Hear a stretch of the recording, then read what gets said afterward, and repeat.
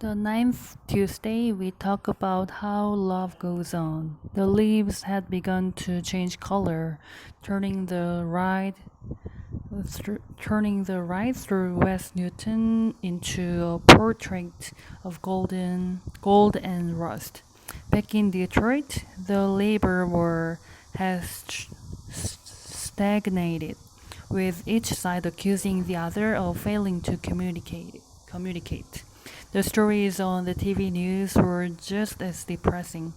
In rural Kentucky, three men threw pieces of a tombstone off a bridge, smashing the windshield of a passing car, killing a teenage girl who was traveling with her family on a religious pilgrimage. In California, the O.J. Simpson trial was heading toward the conclusion, and the whole country seemed to be obsessed. Even in airports, there were hanging TV sets tuned to CNN so that you could get an OJ update as you made your way to a gate. I had tried calling my brother in Spain several times. I left messages saying that I really wanted to talk to him, that I had been doing a lot of thinking about us. A few weeks later, I got back a short message saying everything was okay, but he was sorry. He really didn't feel like talking about being sick. For my old professor, it was not the talk of being sick, but the being sick itself that was sinking him. For my old professor, it was not the talk of being sick, but the being sick itself that was sinking him. Since my last visit, a nurse had inserted a catheter into his penis, which drew the urine out through a tube and into a bag that sat at the foot of his chair. His legs needed constant tending. He could still feel pain, even though he couldn't move them. Another one of ALS's cruel little ironies. And unless his feet dangled just the right number of inches,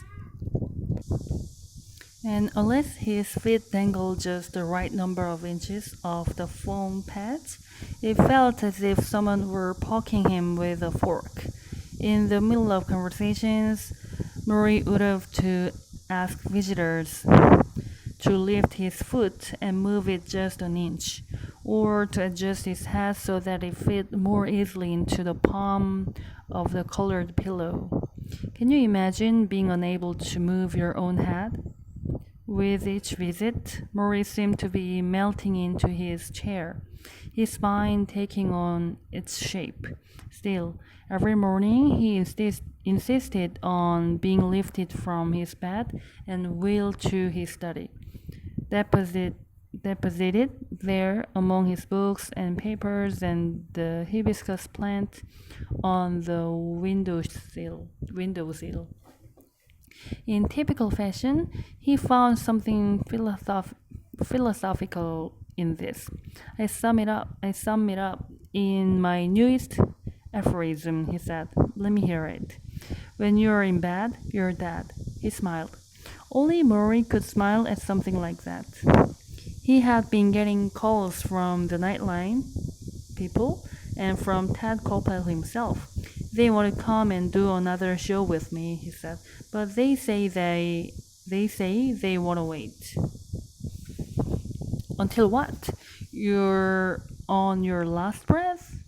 Maybe. Anyhow, I am not so far away. Don't say that. I'm sorry. That bugs me. That they want to wait until you wither. It bugs you because you look out for me. He smiled. Mitch, maybe they are using me for a little drama. That's okay. Maybe I'm using them too.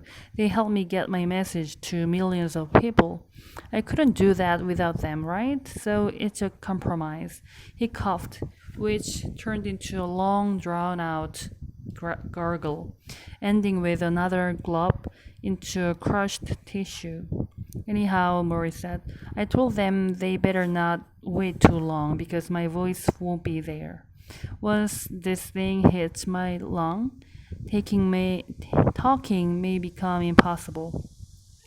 I can't speak for too long without needing a rest now. I have already canceled a lot of the people who want to see me, Mitch. There are so many, but I'm too fatigued.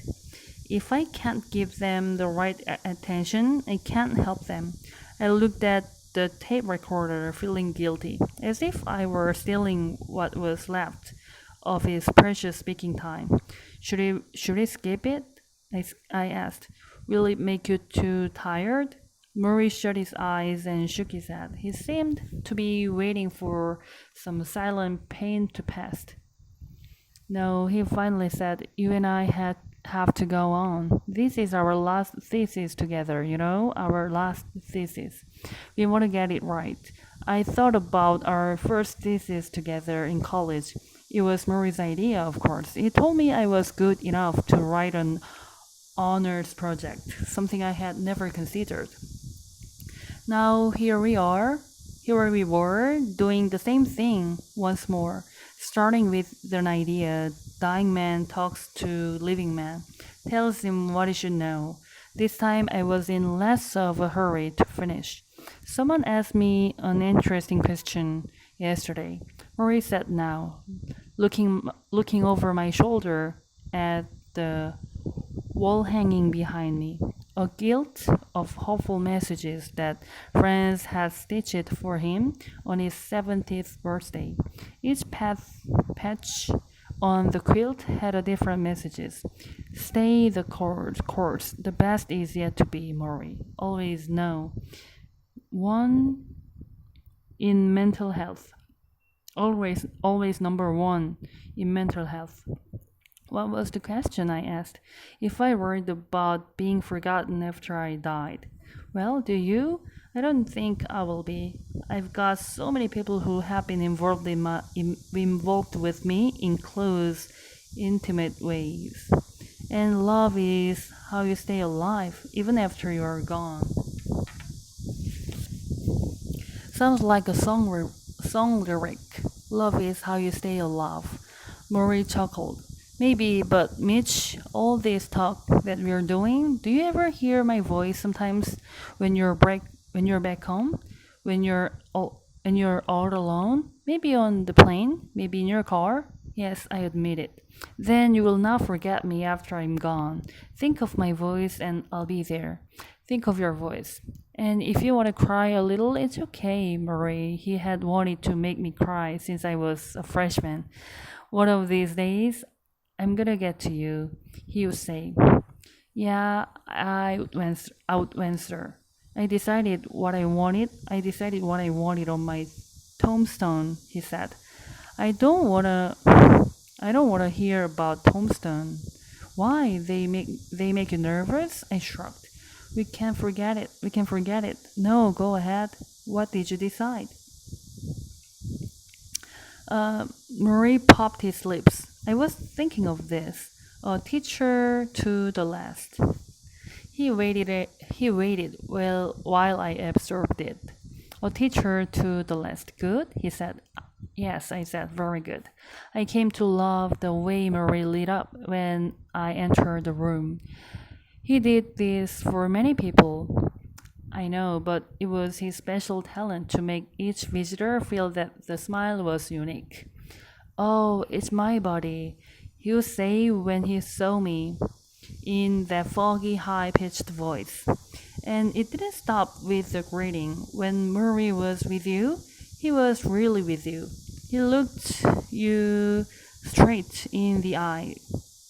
And we listened as if you were the only person in the world. How much better would people get along if their first encounter each day were like this? When Murray was with you, he was really with you. He looked you straight in the eye, and he listened as if you were the only person in the world.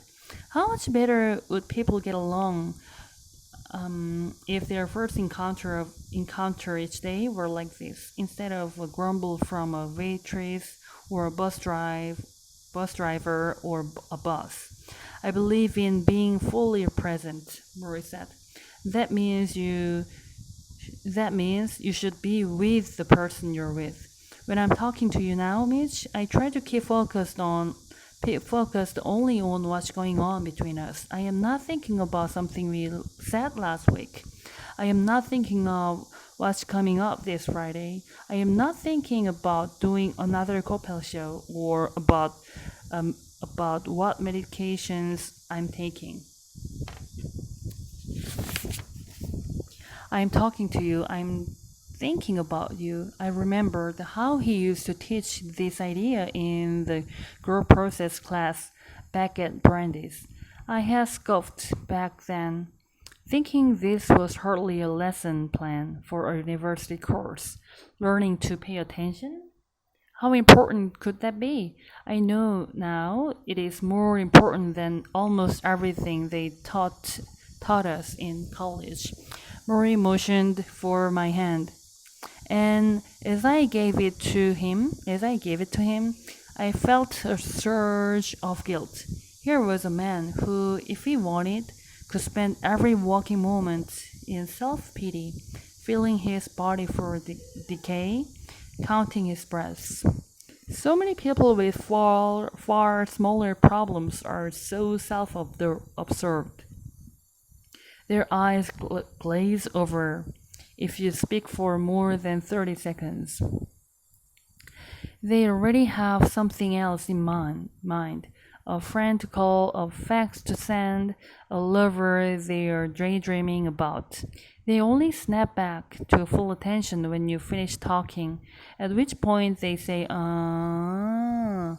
or yeah, really, and fake their way back to the moment. Part of the problem, Mitch, is that everyone is in such a hurry, Morris said. People haven't found meaning in their lives, so they're running all the time looking for it. They think the next car, the next house, the next job, then they find those things are empty too, and they keep running. Once you start running, I said, it's hard to slow yourself down. Not so hard, he said, shaking his head. Do you know what I do when someone wants to get ahead of me in traffic? When I used to be able to drive, I would raise my hand. He tried to do this now, but the hand lifted weakly, only 6 inches. I would raise my hand as if I was going to make a negative gesture. Then I would wave and smile. Instead of giving them the finger, you let them go and you smile. You know what? A lot of times they smiled back. The truth is, I don't have to be in that much of a hurry with my car. I would rather put my energies into people. He did this better than anyone I'd ever known. Those who sat with him saw his eyes go moist when they spoke about something horrible, or crinkle in delight when they told him a really bad joke.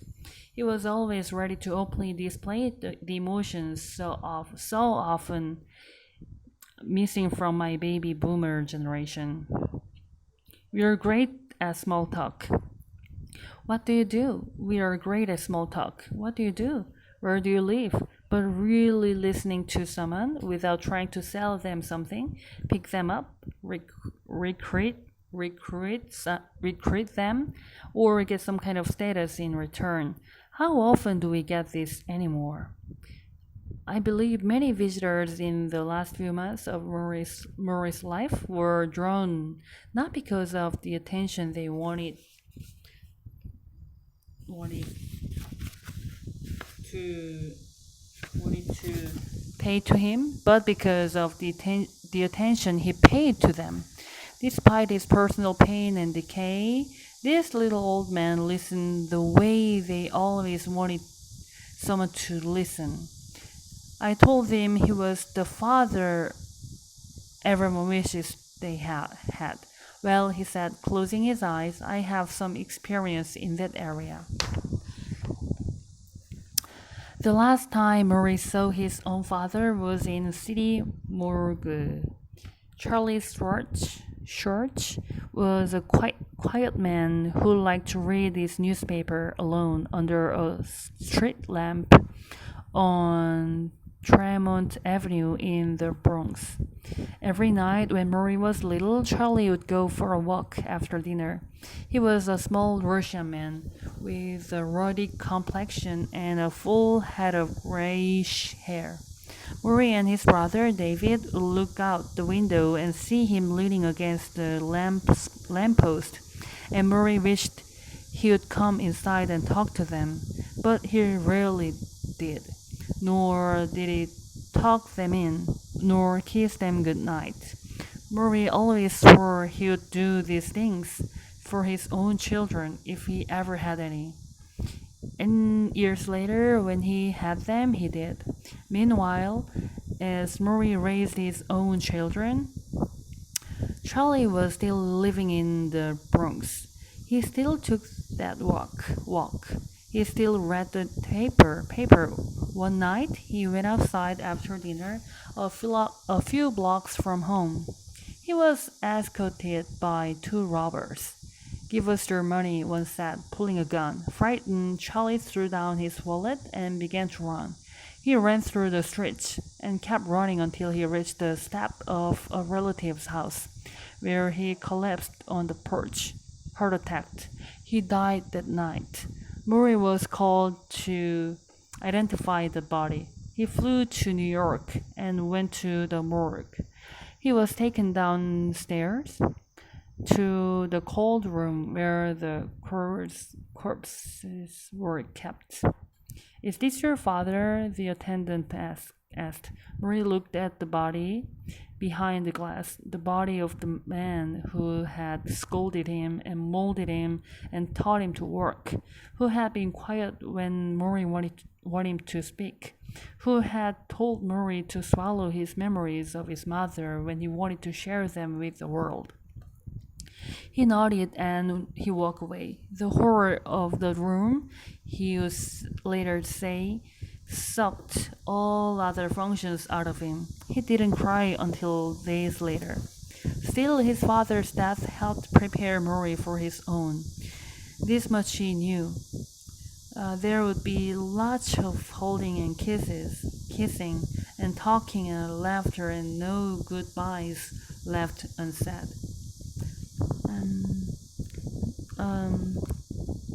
Still, his father's death helped prepare Murray for his own. This much he knew. There would be lots of holding and kissing and talking and laughter, and no goodbyes left unsaid. All the things he missed with his father and his mother.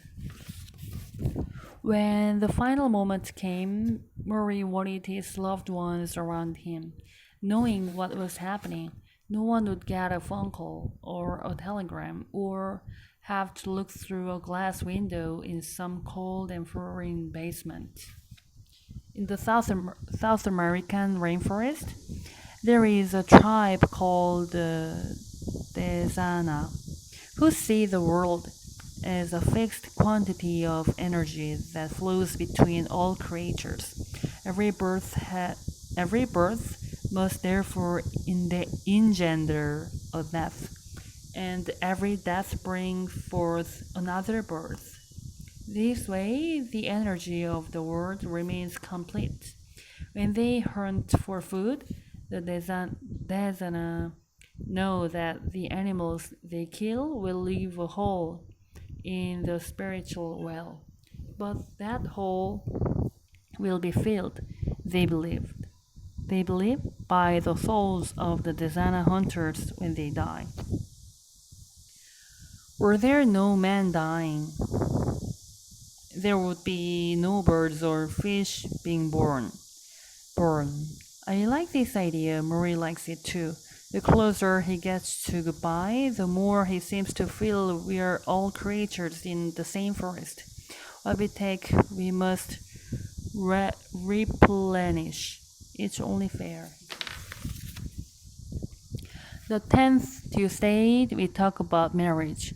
I brought a visitor to meet Murray, my wife. He had been asking me since the first day I came, when do I meet Jenny? Janine? When are you bringing her? I'd always had excuses until a few days earlier, when I called his house to see how he was doing. It took a while for Murray to get the receiver, and when he did, I could hear the fumbling as someone held it to his ear. He could no longer lift the phone by himself. Hi, he gasped. You doing okay, coach? I heard him exhale. Mitch, your coach isn't having such a great day. His sleeping time was getting worse. He needed oxygen almost nightly now, and his coughing spells had become frightening. One cough could last an hour, and he never knew he'd be able to stop. He always said he'd die when the disease got his lungs. I shuddered when I thought how close death was. I'll see you on Tuesday, I said. You'll have a better day then. Mitch, is your wife there with you? She was sitting next to me. Put her on. I want to hear her voice. Now, I'm married to a woman blessed with far more intuitive kindness than I. Although she had never met Marie, she took the phone. I would have shaken my head and whispered, I'm not here, I'm not here. And in a minute, she was connecting with my old professor as if they'd known each other since college. I sensed this, even though all I heard on my end was uh-huh, which told me, oh, thank you. When she hung up, she said, I'm coming next trip. And that was that. Now we sat in his office, surrounding him in his recliner. Marie, by his own admission, was a harmless flirt. And while he often had to stop for coughing or to use the commode, he seemed to find new reserves of energy with Janine in the room. He looked at photos from our wedding, which Janine had brought along. You are from Detroit? Marie said. Yes, Janine said. I taught in Detroit for 1 year, in the late 40s. I remember a funny story about that. He stopped to blow his nose when he fumbled with the tissue. I held it in place, and he blew weakly into it. I squeezed it lightly against his nostril, then pulled it off, like a mother does to a child in a car seat. Thank you, Mitch.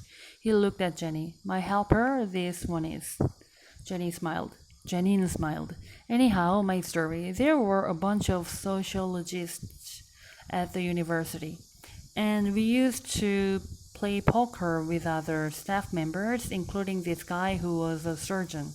One night after the game, he said, Marie, I want to come see you work. I said fine, so he came to one of my classes and watched me teach. After the class was over, he said, all right, now how would you like to see me work? I have an operation tonight. I wanted to return the favor, so I said okay. He took me up to the hospital and said, scrub down, put on a mask, and get into a gown. And next thing I knew, I was right next to him at the operating table.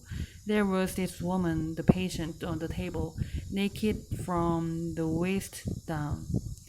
And he took a knife and went jip, just like that. Well, Marie lifted a finger and spun it around.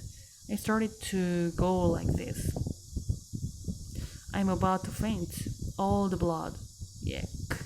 The nurse next to me said, what's the matter, doctor?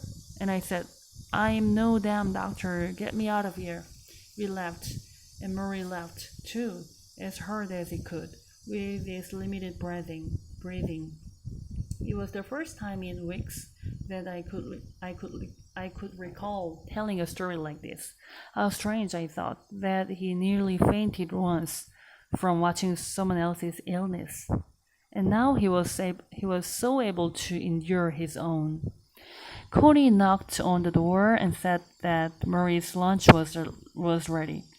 It was not the carrot soup and vegetable cakes and Greek pasta I had brought that morning from bread and circus.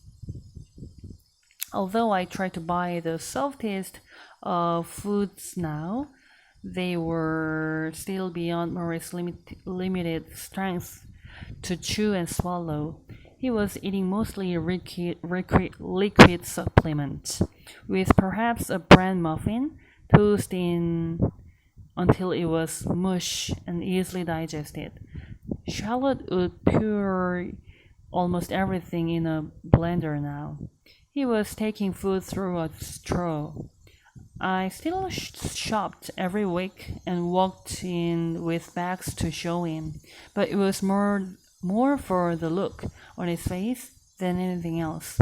When I opened the refrigerator, I would see an overflow containers. I guess I was hoping that one day he would go back to eating a real lunch together, and I could watch the sloppy way in which he talked while chewing, the food spilling happily out of his mouth. This was a foolish hope, so Jenny and Marie said. She smiled. You are lovely. Give me your hand. She did. Mitch says that you're a professional singer. Yes, Janine said. He says you're great. Oh, she laughed. No, he just says that. Murray raised his eyebrows. Will you sing something for me? Now I have heard people ask this of Janine for almost as long as I have heard as long as I have known her. When people find out you sing for a living, they always say, sing something for us. Shy about her talent and a perfectionist about conditions, Janine never did. She politely declined, which is what I expected now, which is when she began to sing, the very thought of you and I forget to do the little ordinary things that everyone ought to do.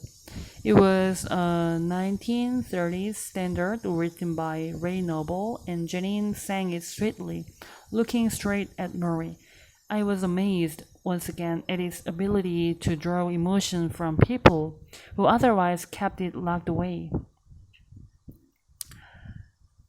Murray closed his eyes to observe the notes as my wife's loving voice filled the room. A crescent smile appeared on his face, and while his body was stiff as a sandbag, you could almost see him dancing inside it. I see your face in every flower, your eyes in stars above. It's just the thought of you.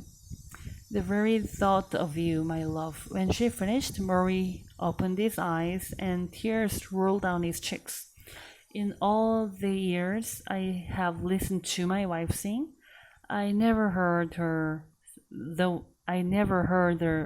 way he did at the moment. I never heard her the way he did at the moment.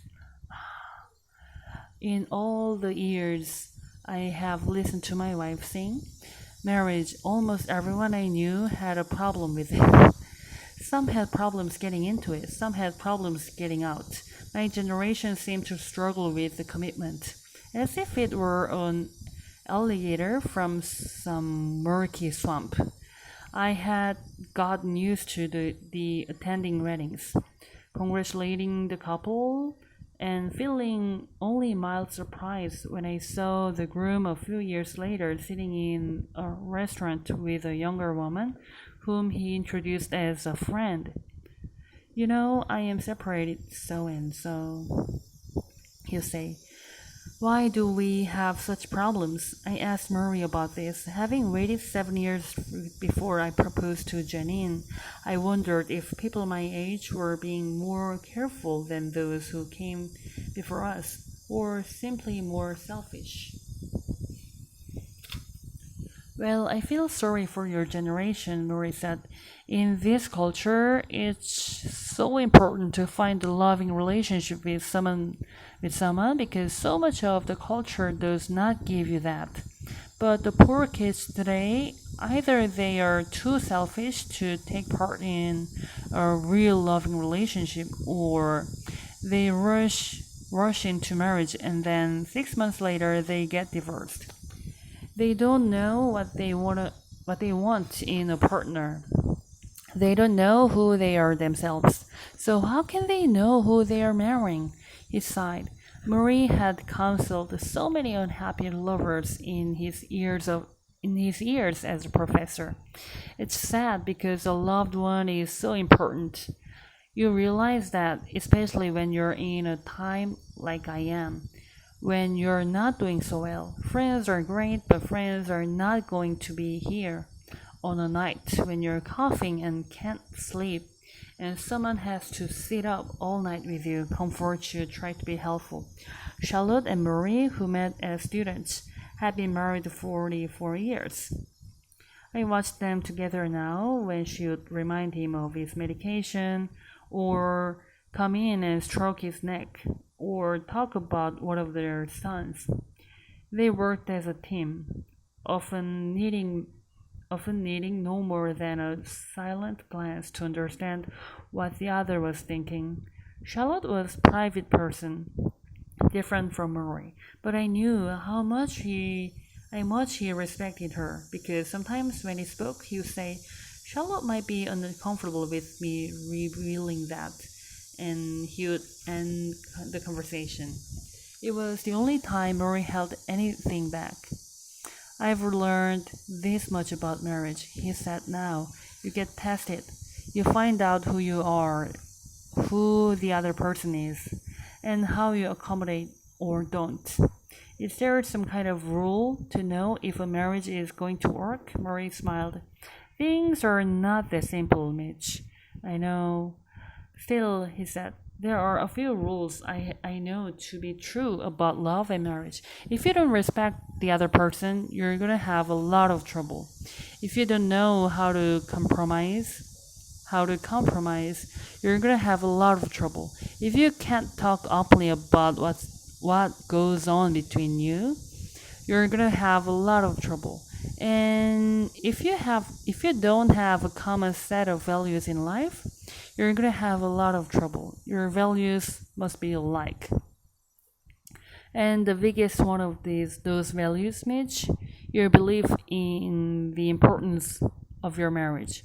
He sniffed, then closed his eyes for a moment. Personally, he sighed, his eyes still closed. I think marriage is a very important thing to do, and you're missing a hell of a lot if you don't try it. He ended the subject by quoting the poem he believed in